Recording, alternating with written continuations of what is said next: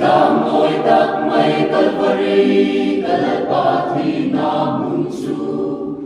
Katwaraya tuarswa may lotswa.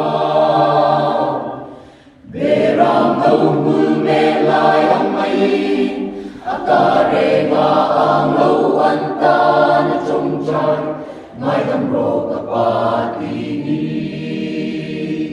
O to cross lunaya, aong law, kalafrita mga into na munlu aong law.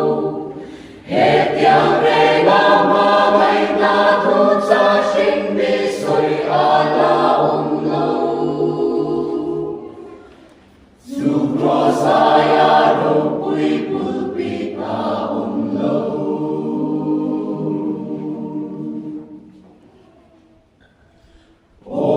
Antang ngay sutang at suwan, talalpaan seksol mo.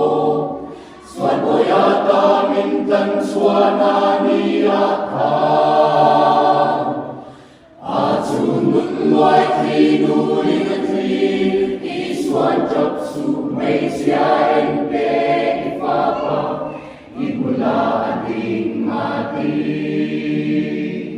O to cross lunaya ro puy pulpitang aong law, kalafritang mga hinto na mundo aong law.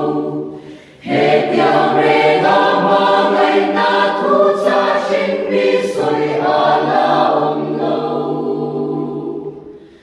To crossaya ro puy pulpit aong law.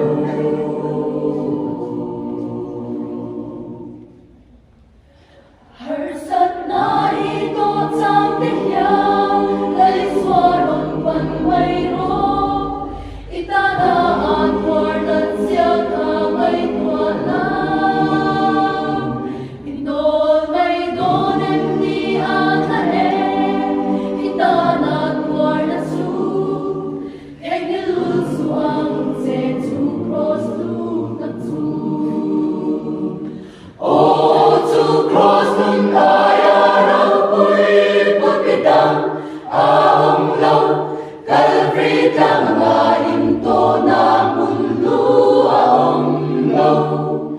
Hetyang rega mamay natod sa singbisoy alaong law. To crossaya raw puy pulpitang